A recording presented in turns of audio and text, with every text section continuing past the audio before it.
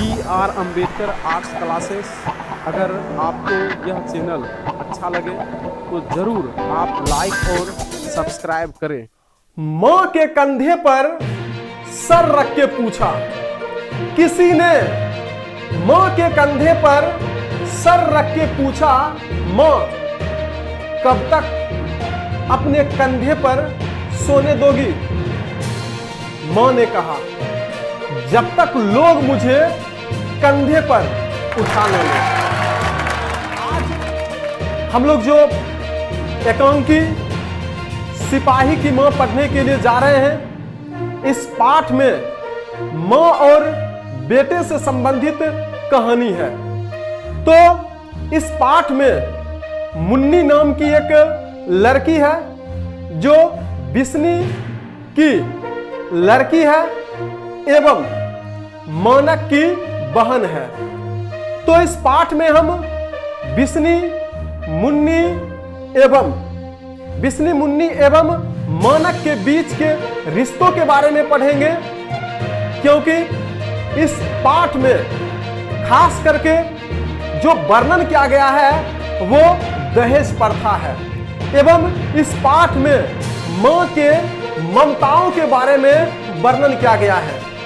जैसा कि आज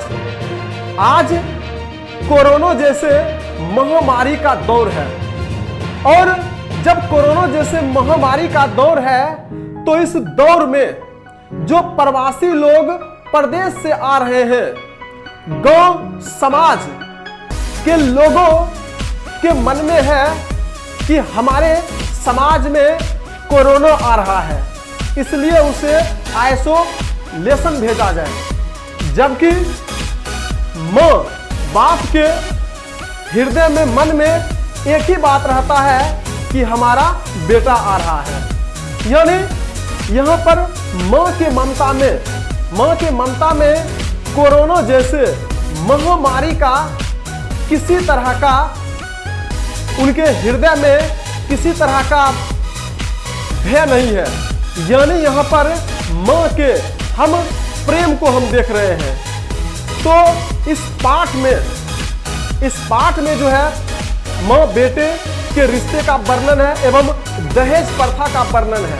यानी कि मानक जो अकेला एक भाई है, यानी कि बिस्नी का जो है ये इकलौता बेटा है और एक बहन मुन्नी है।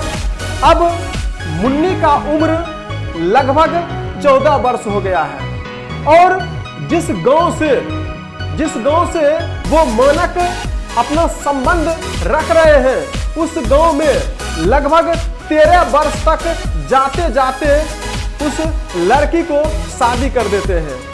अब बड़ा आश्चर्य की बात यह है कि अब मानक की जो बहन है, जिनका उम्र 14 वर्ष हो गया है और उनका अभी तक विवाह नहीं हुआ है, गांव के लोग बरघोरी कह के पुकारते थे, गांव के लोग मुटियार कह के पुकारते थे, क्योंकि लड़की का उम्र अत्यधिक हो गया है, परंतु वो शादी नहीं कर पाते हैं। क्यों नहीं कर पाते हैं? क्योंकि उनके पास पैसा नहीं है, उनके पास रुपया नहीं है। अब उनके घर पर रिश्तों के लिए जो बात करने के लिए आते हैं, वह बात करते समय जब दहेज का बात करते हैं तो दहेज को लेकर रिश्ते को तोड़ देते हैं। यानी कि इस पाठ में जो है दहेज प्रथा को विशेष रूप से इसमें चर्चा किया गया है।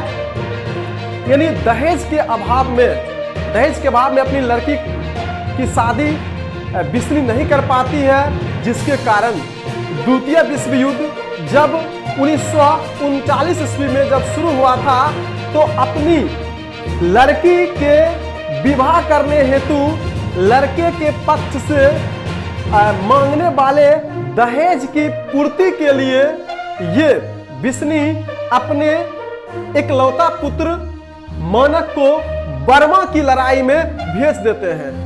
अब यहाँ पर प्रश्न बनता है कि घर में एक लड़की है जिसके विवाह की चिंता है, और उस विवाह की चिंता के कारण अपने इकलौते पुत्र मानक को जब भेज देते हैं बर्मा के तरफ से लड़ने के लिए द्वितीय विश्व युद्ध में, उसके बाद परिवार का स्थिति बहुत दयनीय हो जाता है। हम थोड़ा बात करते हैं इस दहेज प्रथा पर। दहेज प्रथा पर मैं बात करना चाहता हूं। आखिर लोग दहेज प्रथा के प्रति इतना लोग क्यों दहेज ले रहा है? बड़ा मार्मिक ये प्रश्न है। हम लोग जैसे कहा करते हैं कि हम लोग ईश्वर के संतान हैं, हम लोग ईश्वर के संतान हैं, उनके जो है हम लोग पुत्र हैं। हम लोगों का जो ये रंग रूप शरीर जो है वो ईश्वर का दिया हुआ है। अगर मैं बात करता हूं, अगर वास्तव में जो है अगर यह शरीर ईश्वर का अंश है, ईश्वर का दिया हुआ रूप है, अर्थात जितने भी लोग हैं सभी के सभी जो है वो ईश्वर के संतान हैं। अब बात करना चाहते हैं कि वह व्यक्ति जो लड़के के पिता है, यानी कि जो लड़के के जो पिता है, जब अपने लड़के के लिए लड़की जब देखने के लिए जब वो जाते हैं तो अब उसका लड़का जो है देखने में साफ है। अब जब लड़की देखने के लिए जब जाते हैं तो लड़की का रंग जो है मिल गया, श्यामला रंग की श्याम वर्ण की लड़की मिल गई, या फिर श्याम वर्ण से भी ज्यादा जो है यानी कि काली लड़की जैसे मिल गई है। तो ऐसी परिस्थिति में लड़के के जो पिता होते हैं, जो ईश्वर के बहुत बड़े पुजारी होते हैं, वो पूजा पाठ करते हैं और मानते भी हैं। अब ऐसी परिस्थिति में वो एक शब्द में कह देते हैं कि लड़की हमें पसंद नहीं है, क्योंकि लड़की का रंग श्यामला है, जबकि मेरा जो लड़का है उसका रंग गोरा है। अब मैं बात करना चाहता हूं उस लड़के के पिता से। अगर वास्तव में इस धरती पर जितने भी मनुष्य हैं और सबके सब यदि ईश्वर के अगर संतान है, अगर ईश्वर ने सबके रंग रूपों को बनाया है, तो आप उस रंग को अपमान करने वाले कौन है आप? हाँ, अगर आपको लड़की पसंद नहीं है, आपको दहेज अत्यधिक मात्रा में नहीं दे रहा है, तो आप एक शब्द में कह सकते हैं कि हमारे लड़का का योग्यता और आपकी लड़की की योग्यता मैच नहीं करता है और इस आधार पर हम शादी नहीं कर सकते हैं। आपकी लड़की जो है उसका उम्र ज्यादा है या कम है और हमारे लड़का का उम्र उससे जो है बहुत ज्यादा पूर्ण पड़ता है या फिर कम उम्र आता है, इस प्रकार हम विवाह नहीं करेंगे। लेकिन रंग के आधार पर, रूप के आधार पर आप बात को मत काटिए, क्योंकि जिस लड़की का रंग काली हो या फिर श्याम वर्ण हो या फिर उसमें जो है और के तरह अगर सुंदरता उसमें नहीं है, तो इसके आधार पर आप बात को मत काटिए, क्योंकि वो जो रंग है उस रंग को देने वाले भी ईश्वर हैं। एक तरफ आप ईश्वर को पूजा भी कर रहे हैं और दूसरी तरफ ईश्वर के बनाए हुए रंग को, रूप को आप बदनाम भी कर रहे हैं। अगर आप को नहीं करना है तो आप बोल दीजिए कि हमारे लड़के का योग्यता लड़की से नहीं मिलता है, इसलिए हम नहीं करेंगे, लेकिन अपमान मत करिए रंग के आधार पर। तो यह जो पाठ है, जो मुन्नी नाम की जो लड़की है, उनकी जितनी भी सहेलियां हैं, चाहे बंतो हो, सभी सहेलियों की शादी हो चुकी है। जो भी बची हुई है गांव में, वो भी कुछ दिनों में जो है चली जाएगी। अगर कोई बची है तो सिर्फ मुन्नी बची हुई है, सिर्फ इसलिए क्योंकि उसके पास दहेज देने के लिए रुपया नहीं है और दहेज के कारण उनके साथ जो है विवाह नहीं हो पाता है। बड़ा आश्चर्य लगता है, बड़ा अफसोस होता है इस दहेज प्रथा को लेकर। आखिर इस तरह का घटना क्यों, इस तरह का सोच क्यों? जैसे कि आज जो है जब हम बाजार जाते हैं, किसी किराना दुकान में जाते हैं, और जब किराना दुकान में जब हम जाते हैं कोई सामान खरीदने के लिए, वहां पर चावल होता है, वहां पर दाल होते हैं, अलग अलग तरह के खाने वाले वस्तु होते हैं। जो वस्तु जिस क्वालिटी का होता है उसका दाम उसी प्रकार होता है। जैसे चावल है, हेवी लाल बाबा चावल है, एक लाल बाबा चावल है, एक अरवा चावल है, एक उसनो चावल है, यानी तरह तरह के चावल दुकान में मिलता है और सभी चावल का दाम अलग अलग होता है। तो ठीक यही स्थिति आज के लड़कों का स्थिति हो गया है। आजकल के जो लड़के हैं उसी चावल की तरह भाव में लगते हैं। जैसे नौकरी करता है उसका जो है हेवी लाल बाबा हो गया है, नौकरी करता है उसका दाम अधिक लगेगा। अगर इंजीनियर है तो और अधिक दाम लगेगा। उसके बाद मैट्रिक इंटर या बीए में पढ़ रहा हो, 5 बीघा जमीन है, फिर उसका अलग दाम लगता है। यानी कि इस दहेज प्रथा के कारण लड़का खुद जो है एक चावल गेहूं की तरह भाव लग रहा है, यानी कि उसका दाम अलग अलग होता है। और इसी दहेज प्रथा के कारण मुन्नी की शादी नहीं हो पा रहा। लोग चर्चा भी करते हैं, पता चलता है कि मुन्नी के जो परिवार है वो अत्यधिक मात्रा में दहेज देने में सक्षम नहीं है, और इस प्रकार लोग अपने बातों को काट लेते हैं कि हम विवाह नहीं करेंगे। वर्ग 9 क्लास में भी अध्याय 1 श्री पूजन सहाय जी का लिखा हुआ कहानी का प्लॉट, उसमें भी एक भगजोगनी नाम की एक लड़की रहती है जो देखने में काजल राघवानी की तरह है। इतनी सुंदर है देखने में कि उसके जोर का जो है कोई नहीं है, परंतु वो इतनी गरीब है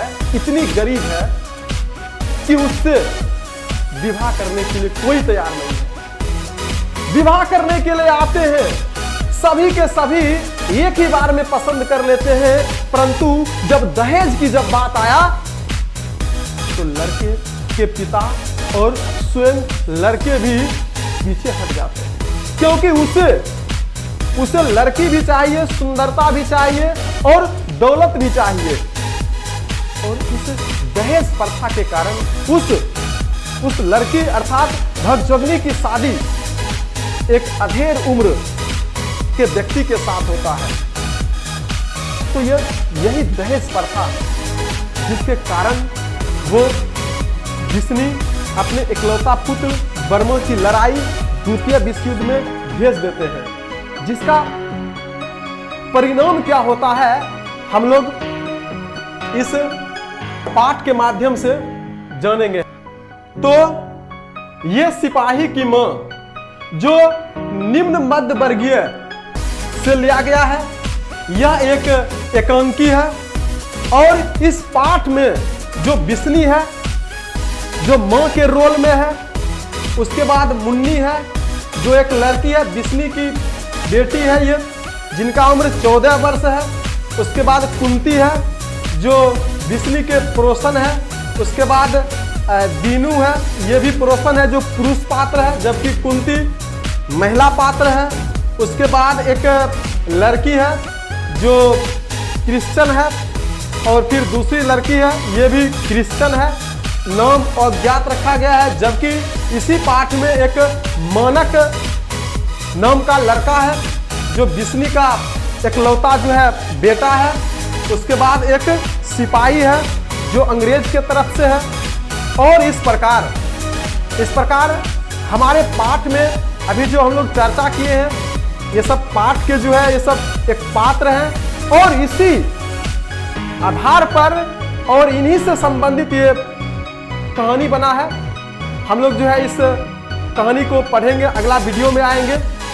अगर अगर यह अच्छा लगे वीडियो तो ज़रूर आप सब्सक्राइब करें, क्योंकि यह जो है मेरा अपना चैनल नहीं है, बल्कि आपका अपना चैनल नहीं है। यदि अगर आप सब्सक्राइब नहीं भी करते हैं तो न कीजिए, लेकिन वीडियो को आप जरूर देखिए। और यह जो पाठ है इसका जो है हम लोग पूरी कहानी जो है अगला वीडियो में लेकर आएंगे। ये वीडियो भाग 1 है।